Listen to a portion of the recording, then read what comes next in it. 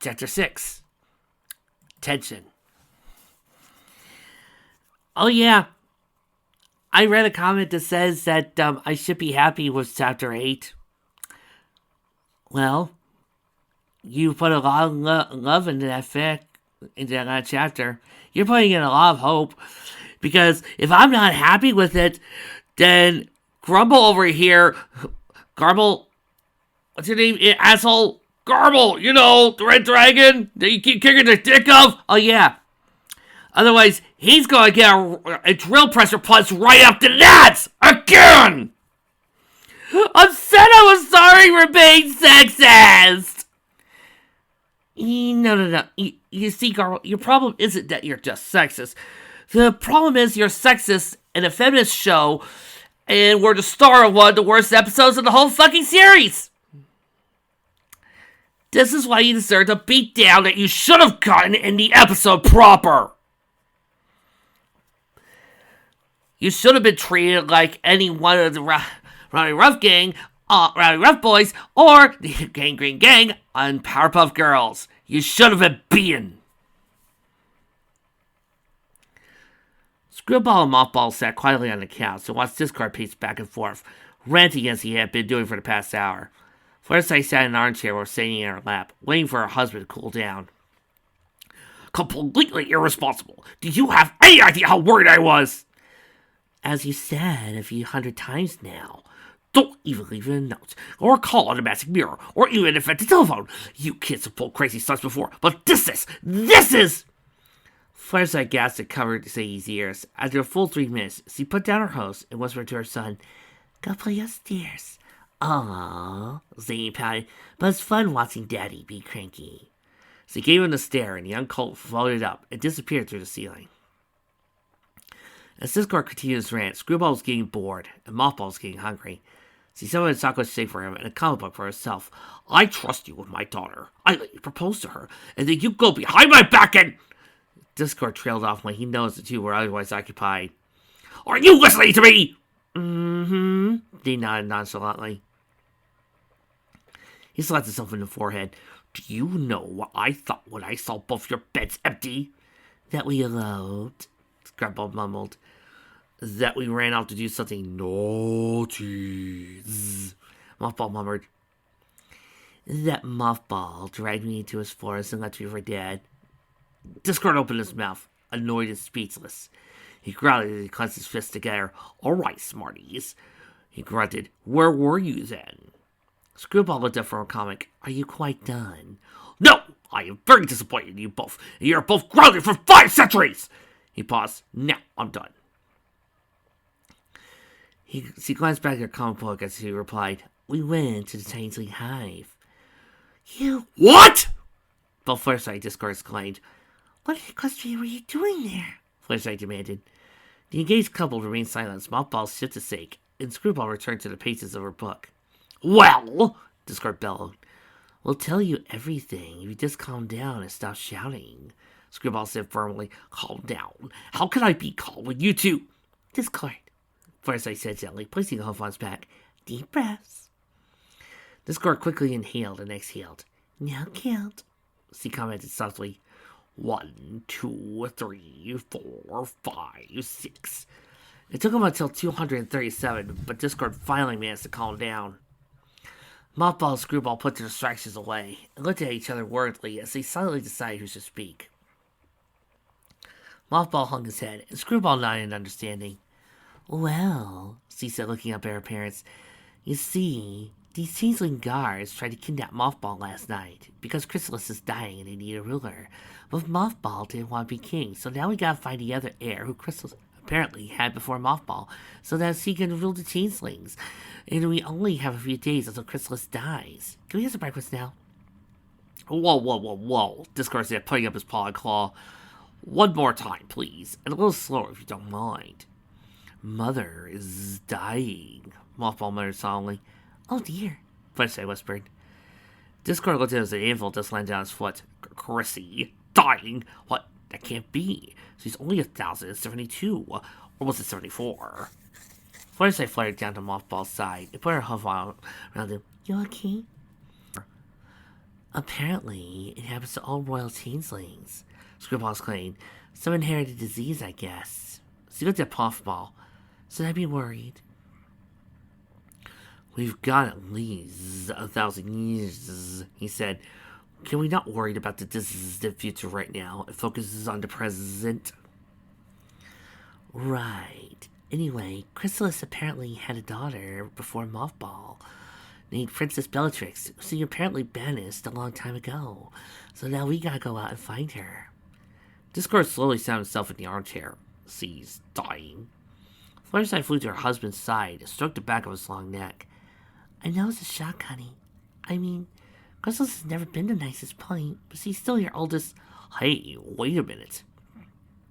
Discord sighed, standing up and looking down at Screwball. Did you say there was a lost changeling princess you had to find? Yeah, Screwball replied. Where exactly is this princess? She shrugged. Heck if we know. Her father folded his arms. So what you're saying is that the two of you are about to go on a wild goose chase, going who knows where, up against who knows what, and for who knows how long. She looked to the ceiling, then nodded. Yeah, that's pretty much it. Absolutely not. If you think I'm going to let you go out on your own, where you can get mugged, or abducted, or mangled by some mythical beast. Here he goes again, Muffled Screwball muttered, rolling her eyes and picking up her comic book. Well, let me tell you something, Missy. You and your changeling fiancé are not going anywhere without an escort, and I knocked on the door and interrupted him. Okay, Fluttershy squeaked, anxious to break the tension. She opened the door and was met with Princess Twilight Sparkle and her little daughter Twinkle. Twilight, Fluttershy piped, smiling awkwardly. What are you doing here? It's Saturday, remember? Twilight said, scrunching her nose in confusion. 10 o'clock? The Pegasus looked down at Twinkle and gasped. The play date, I completely forgot. The princess leaned past Fluttershy, saw Discord growing crossly at Screwball and Mothball. Is this a bad time? Oh no, Fluttershy insisted. Come in. She called upstairs. Zany, your friend Twinkle's here. Mom, why? Twinkle whined. Zane's annoying. He bugs me. Don't you dare. Don't you dare! Oh no. No. I mean, I'm just saying. This setup sounds familiar. Don't you freaking dare. And you know, it's been a while since we had a song cue. Trixie swears, if you pull out the song that she thinks you're going to pull, she is going to murder! Can't believe I'm stuck with her all summer. I bet she doesn't wrestle, hunt, or box. He looks conceited, what a total bummer. I'll get lucky, I'll get chicken pox. So happy you could come, so happy to be here. Oh, how I like to run. This is not my idea, this is not my idea of fun. The children seem to be going along quite nicely. We'll join our lives if this arrangement clicks. My dear William, that's my point precisely. It's just good parenting and politics. So happy we agree. I think we got a deal. Derek's quite a catch. This is my idea. This is my idea of a match. Good heavens, child, don't dawdle. We can't keep Derek waiting. I haven't had to wash my hair, Father. I get seasick. They'll be arriving. It's that respect you're showing. You make me kiss her hand again. I swear I'm going to be sick. Oh, one day Derek will be her intended. Splendid. We've had all summer, but we can't just lose her. A fella's way up. Colin puts a speed on picking teens or friends. I never choose her. He thinks you take a word to read. This really isn't fair. We really couldn't care. Boys, it's all or none. This is not my idea. This isn't my idea of fun. Long before they met, Derek and Odette were destined to be wedded. However, anyone could see, the only point they didn't disagree was the very point of summertime was threaded. She tries to talk to me and playing dress up. She's always flirting with the castle guards. I think you really sort of like her. Fess up. I like her better. She lost the cards for 7s and a 10. I think I've won again. Every time she's won, this is my idea. This isn't my idea of fun. We need a royal wedding. I love to be invited. At least I'll get a holiday to rest our plows and axes. Someday these two will marry. Two lands will be united. And with some luck, their marriage may result in lower taxes. What if Odette doesn't go for the murder? As long as I remember, we told we'd be wet every June until September. Oh, they're putting annoying hints. I've got bruises and their fingerprints. I can do much better, I'm sure. He's so immature. I see him smiling, and my knees start buckling. I see inside him, my doubts are gone. She started out as such an ugly duckling, and suddenly somehow became a swan. So happy to be here, till now I never knew. It is you I've been dreaming of. This is my idea. This is my idea. What a good idea. It's such a charming and romantic notion. This is my idea. This is my idea. Such a good idea. Such a good idea. What a good idea. Such a powerful and magic notion.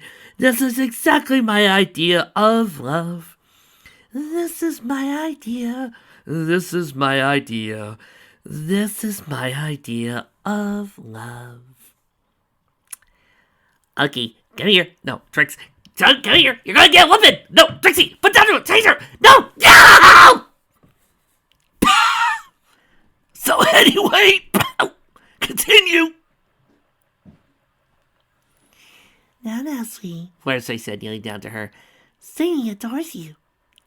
He turned my books into paper bats. No such a way, so affection.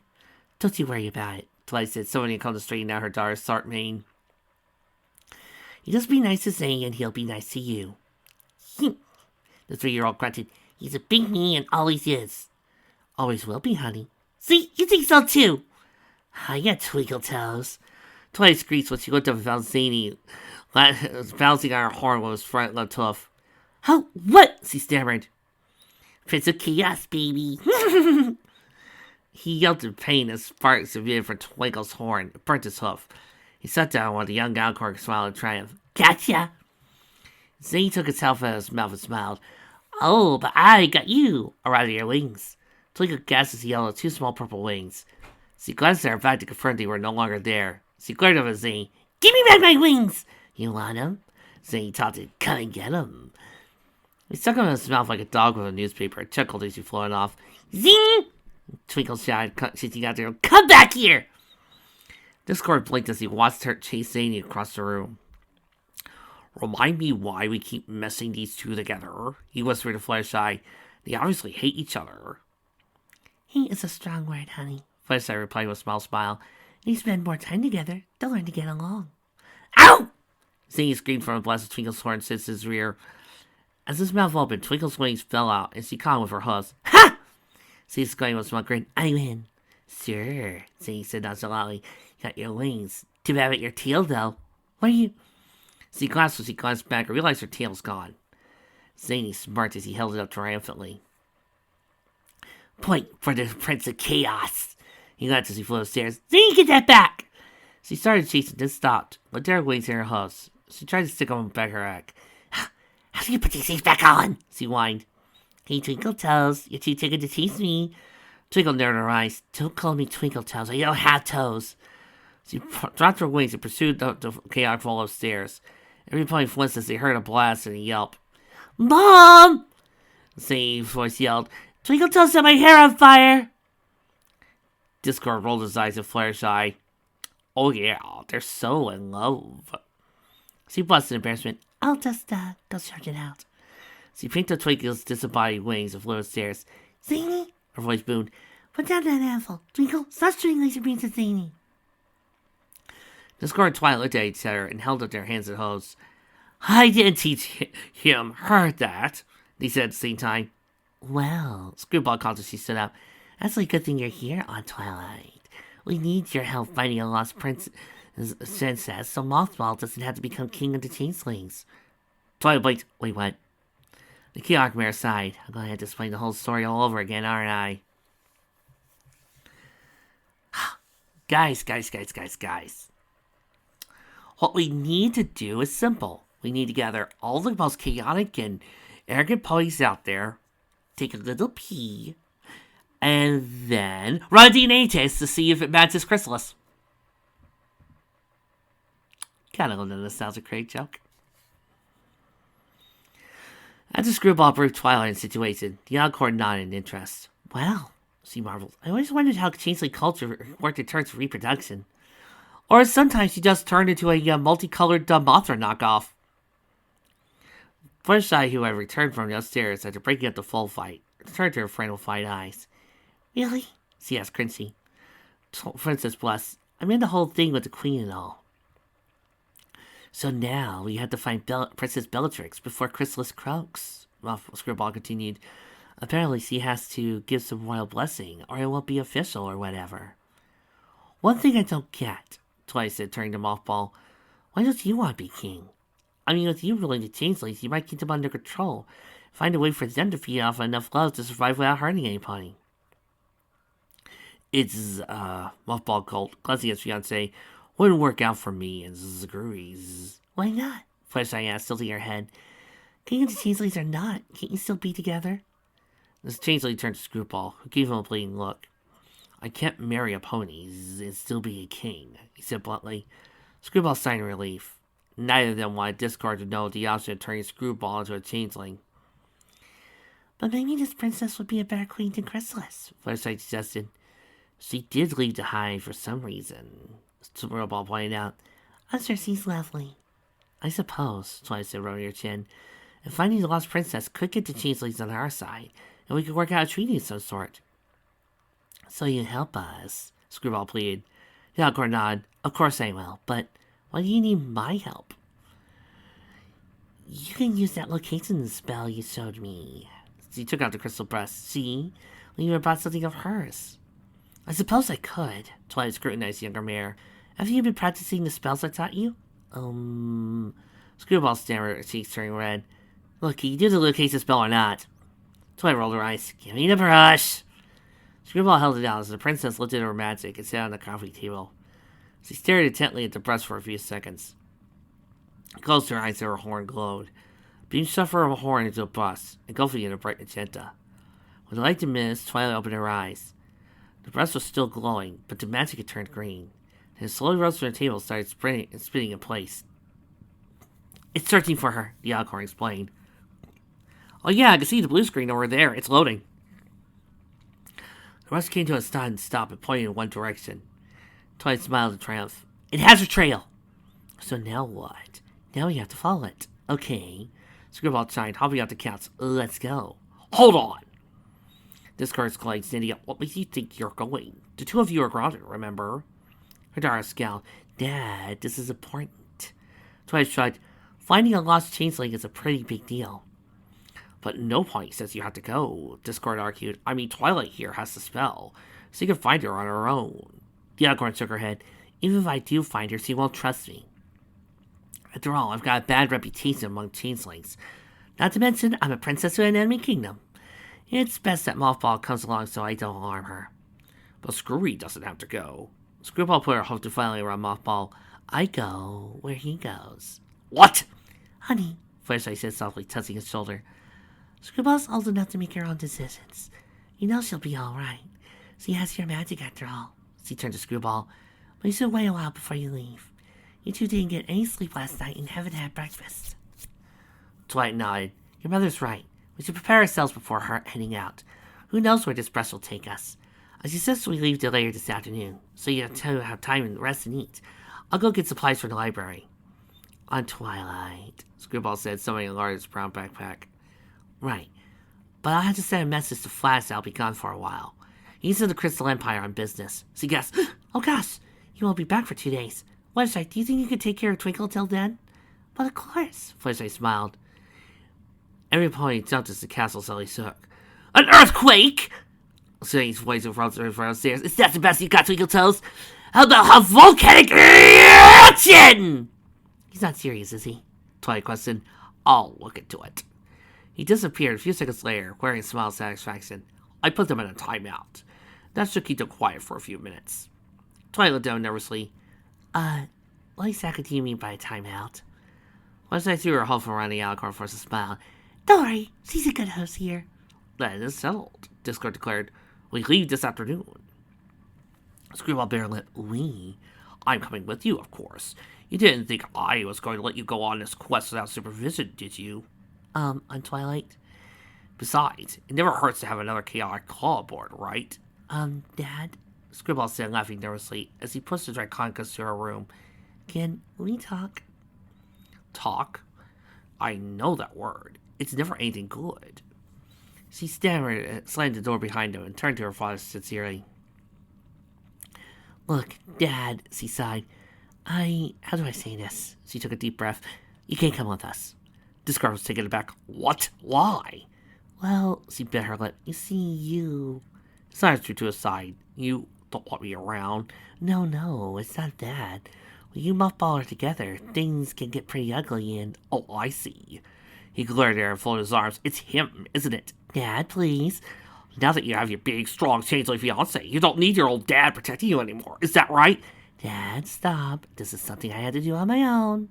No, it's fine. I can tell when I'm not needed. After all, I spent the first 1,000 years of my life not being needed. I just didn't think by my own daughter. Dad, I didn't mean it like that. Well, you always gotta freak out over everything. You know what? Forget it. You want to go on this quest so bad? Then go. Don't let me slow you down. He flashed out of the room before Screwball could say anything further. As he pressed her back against the door, slowly slid to the floor, groaning frustration. She hated getting in fights with her dad, because he hardly ever let her get a word in. When he did, he wouldn't listen and take everything the wrong way.